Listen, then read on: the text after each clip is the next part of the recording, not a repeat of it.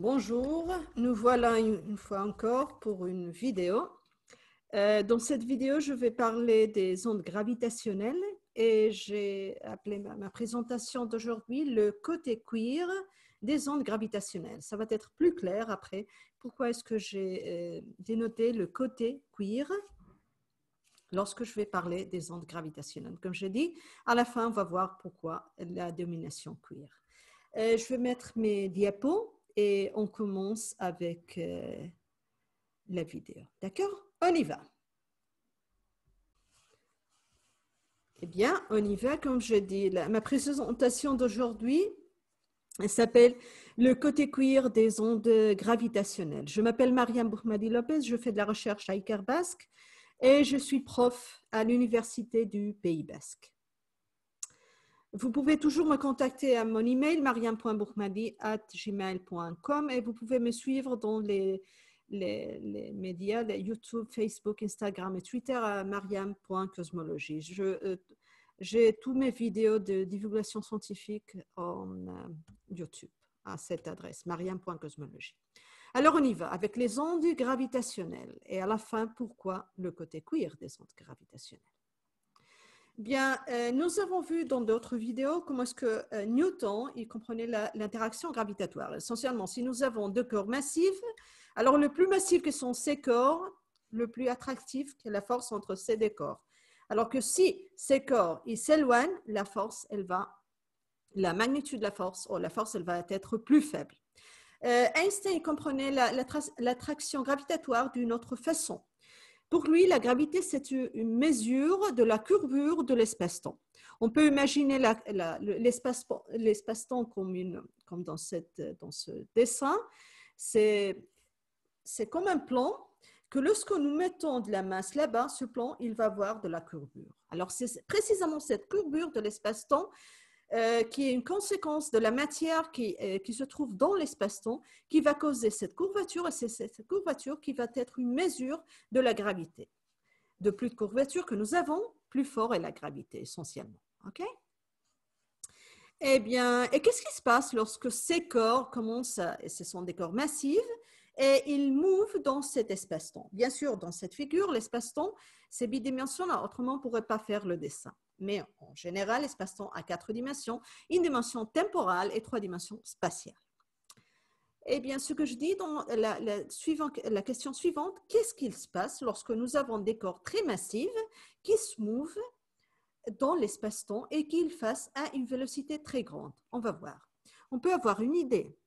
Si nous avons un bateau et ce bateau s'accélère sur l'eau, comme vous pouvez voir, il y a des ondes qui se produisent lorsque le bateau se move à une vélocité, ou plutôt avec une très grande accélération. Alors, le mouvement des corps, apparemment, ils produisent des ondes gravitationnelles, des ondes en général. Le bateau sur l'eau. Alors, si nous avons des corps massifs, ce que la gravité générale nous dit, si ces corps ils sont réellement massifs, très massifs, et en même temps, ils bougent à une très grande vélocité, et en même temps, ils s'accélèrent, alors nous savons qu'il y a des ondes gravitationnelles qui vont se produire. Alors, nous savons que l'interaction gravitationnelle est très faible. C'est pour cela que nous avons besoin de corps très massifs et à la fois qui se mouvent avec une très grande vitesse et une accélération. Ce qui veut dire essentiellement que la vitesse de ces corps, il croît alors que les corps mouvent. D'accord? Alors, comme j'ai dit, quand j'écris là-bas, nous avons les corps très massifs qui bougent à une vélocité très grande et en plus, qui, dans cette vélocité, elle va croître, ce qui veut dire qu'ils ont une accélération, ces masses, alors ils vont produire des ondes gravitationnelles. Ça, c'est une prédiction de la théorie d'Einstein qu'on a pu voir que c'est une prédiction correcte. Je vais à ce point dans un instant. Alors, nous avons, comme j'ai dit, besoin des corps très massifs et à la fois qui se mouvent très vite. Pourquoi? Parce que l'interaction gravitationnelle est très faible. C'est la plus faible interaction que nous avons dans la nature. Alors, une représentation de ce qui se passe avec les ondes gravitationnelles, vous pouvez imaginer deux corps très massifs qui s'accélèrent, par exemple, ils sont en rotation l'un par rapport à l'autre, alors s'ils sont très massifs, ils vont laisser des ondes gravitationnelles qui vont se déplacer dans l'espace-temps. Et ces ondes, ils peuvent arriver à la Terre et on peut les mesurer. Et c'est en effet ce qui s'est passé en 2015, comme je vais dire dans un instant. Alors, la question, où est-ce que nous pouvons trouver ces ondes gravitationnelles? Comme j'ai dit, nous avons besoin des corps qui sont très massifs et à la fois qui bougent avec une certaine accélération et une très grande vitesse. Alors, nous avons ce qu'on appelle 3 candidats et en particulier, lorsque ces candidats, ils se trouvent dans un système binaire, comme celui qui est représenté dans cette figure. Nous avons 2 corps massifs. L'un se trouve en rotation par rapport à l'autre et ça va produire des fluctuations dans l'espace-temps, des ondes gravitationnelles qui peuvent arriver à la Terre. Alors, on va voir ces 3 candidats. Le premier, c'est ce qu'on appelle une naine blanche. Okay?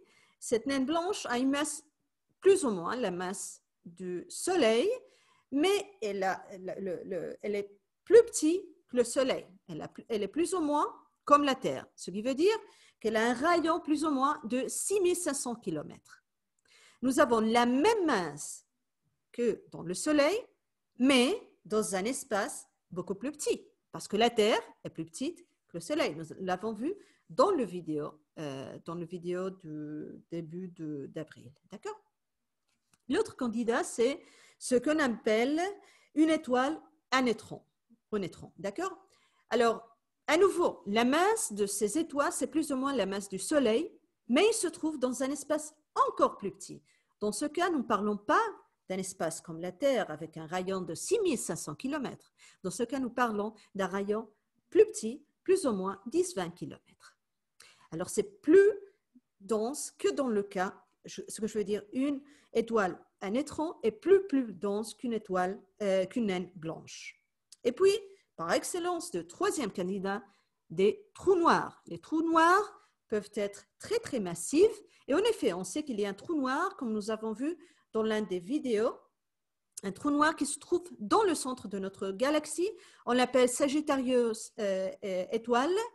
Et ce Sagittarius étoile, il a un trou noir avec une masse 4 millions la masse du Soleil. Je répète, 4 millions plus ou moins la masse du Soleil. Ce qui veut dire qu'il est très, très, très massif.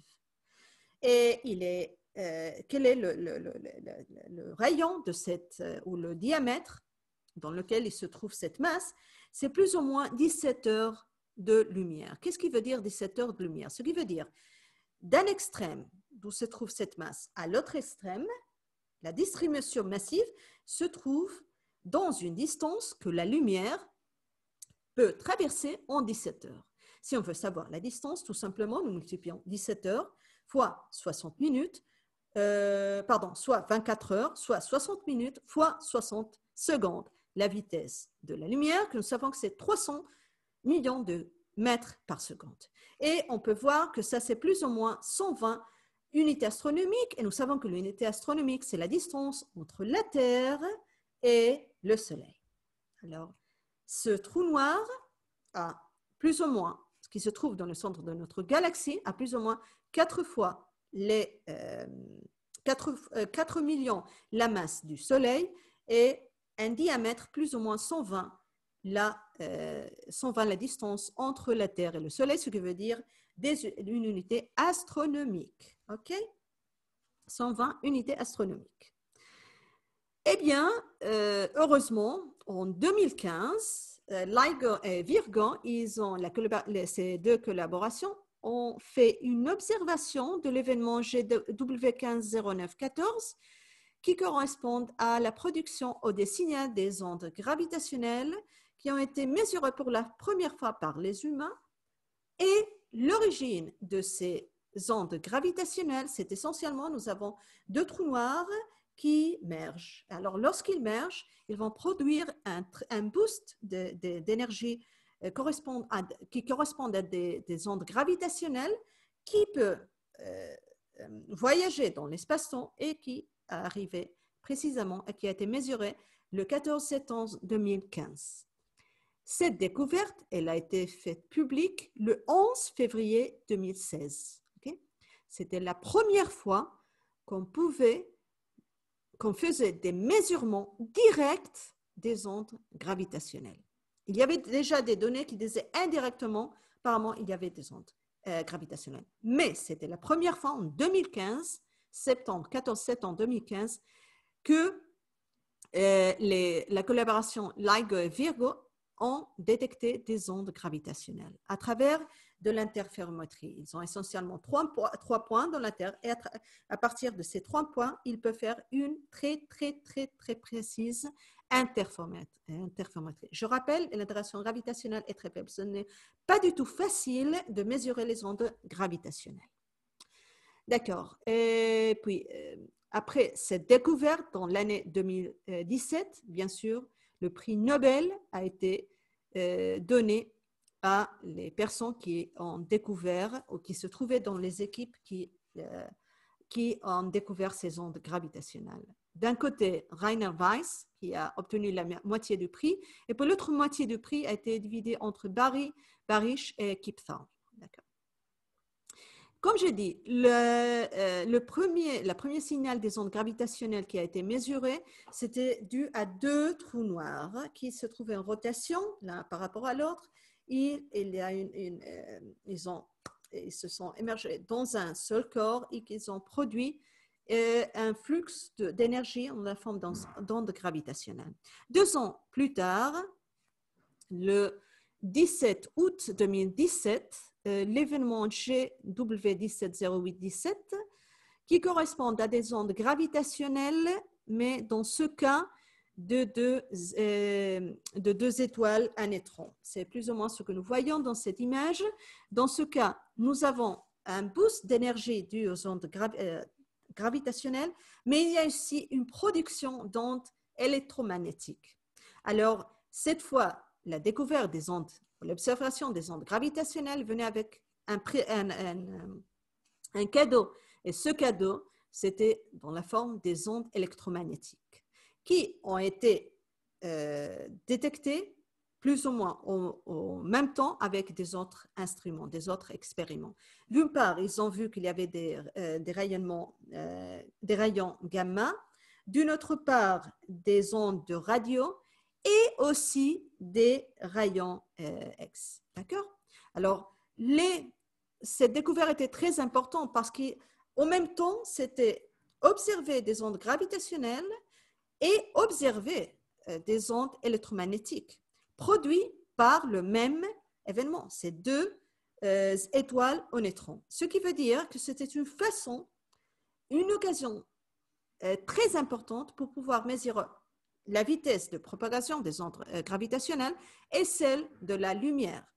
Et la conclusion était que la propagation de ces 2 ondes se propague plus ou moins à la même vitesse. Ça a été très important aussi d'un point de vue théorique, non seulement parce que c'était une autre observation des ondes gravitationnelles, mais parce que ça nous a permis à mettre des codes dans les théories de la gravité modifiée par rapport, bien sûr, à la gravité einsteinienne. Et maintenant, je vais à la partie parce que j'ai appelé cette présentation le côté queer des ondes gravitationnelles. Bien parce que la science, à la fin, est faite par des scientifiques. Et les scientifiques, nous sommes part de la société. Nous sommes une partie de la société. Et nous avons une très grande diversité dans la société. Et en particulier, les scientifiques, nous pouvons appartenir à la communauté LGBTQA+, comme moi, par exemple, que je suis lesbienne. Eh bien, dans ce cas, l'une des personnes les plus importantes dans la découverte des ondes gravitationnelles est une femme. Et c'est une femme qui se définit comme queer et à la fois elle est lesbienne. L'autre raison pour laquelle j'ai titulé, le titre de ma présentation d'aujourd'hui, c'est le côté queer des ondes gravitationnelles, c'est parce que le lundi 26 avril, c'est le jour dans lequel nous célébrons et nous reconnaissons la visibilité des lesbiennes. Okay? Alors, j'ai cru que ça, c'était une très bonne occasion. D'un côté, nous avons la partie scientifique dans laquelle nous apprenons qu'est-ce que ce sont les ondes gravitationnelles, quand ils ont été découvertes et comment ils ont été découverts. Et en même temps, nous rappelons les droits humains, en particulier les droits de la communauté LGBTQA+, et en particulier de la communauté les lesbiennes. OK? Alors ça, c'est mon petit tribut à ce jour-là, le lundi, comme scientifique et comme lesbienne aussi. Alors, qui était cette magnifique personne qui a contribué à la découverte des ondes gravitationnelles? C'est une prof à l'MIT, elle s'appelle Enerjis Mavalvala. Elle est originaire de Lahore, au Pakistan. Elle est out, dans le sens c'est une femme lesbienne, elle fait de la science et elle dit ouvertement qu'elle est lesbienne. Alors, elle se définit à soi-même comme out, parce qu'elle dit ouvertement qu'elle est lesbienne, et queer, une personne queer de couleur, parce qu'elle est originaire du Pakistan. Elle n'a pas de problème à appartenir à des différents groupes sociaux, parce que c'est impressionnant. C'est une femme qui travaille dans un domaine normalement des hommes, la physique, en particulier la physique théorique, la cosmologie, et en plus, elle est lesbienne et elle est migrante, parce qu'elle est originaire du Pakistan et elle travaille aux États-Unis. Et en plus, en tout ça, c'est une très, très reconnue prof. D'accord? Elle a fait ses études, son doctorat, sous la supervision de Rainer Weiss, qui a été l'un des personnes qui ont gagné le prix Nobel de physique en 2017. Pourquoi pas? Pour la découverte des ondes gravitationnelles. Son travail de thèse, de doctorat, a été incorporé pour la fabrication, le design de laser qui a été utilisé et après amélioré pour la découverte des ondes gravitationnelles. Alors, dans ce cas, comme je dis, elle est très importante pour cette équipe et pour la découverte du premier signal des ondes gravitationnelles. D'accord? Alors, comme je dis, les vidéos que je fais, la plupart du temps, c'est pour parler de la science, mais de temps en temps, et je crois que c'est aussi mon droit de rappeler en général les droits que la société, des différents compartiments de la société qui ont. Nous avons eu en février une vidéo dans laquelle nous rappelons le jour de la femme et la fille dans la science, le 8 mars, le jour de la femme, et puis le 26 avril, le jour de la visibilité lesbienne. J'essaie toujours de trouver des scientifiques qui ont une relation avec ces jours-là. Dans ce cas, le 26 avril, c'est la prof Nergis Mavalvala qui est une scientifique. Elle fait de la physique théorique et une observationnelle aussi. Grâce à son travail, nous avons pu découvrir les ondes gravitationnelles, une prédiction de la théorie d'Einstein. C'est pour cela que je dis Shukriya, merci pour être un rôle de femme, pour les femmes que nous faisons de la physique, pour les femmes que nous sommes des immigrants et bien sûr pour les femmes qui nous sont lesbiennes et en particulier pour les gens LGBTQA+, en général, comme j'ai dit. Et comme elle dit, tout le monde peut réussir à faire ce qu'il veut.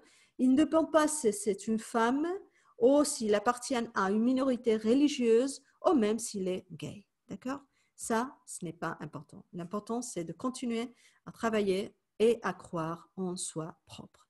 Alors, comme je dis, ça, c'était le vidéo d'aujourd'hui dédié au 26 avril pour la visibilité des lesbiennes. Bien sûr, je fais de la divulgation en sciences, alors j'essaie toujours d'avoir une balance entre les deux côtés. Le côté social, les droits que nous avons et le côté scientifique.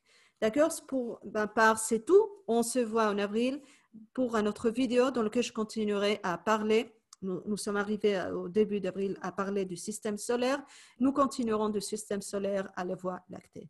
Pour ma part, c'est tout pour aujourd'hui. J'espère que vous aviez aimé la vidéo, que vous avez appris quelque chose de nouveau.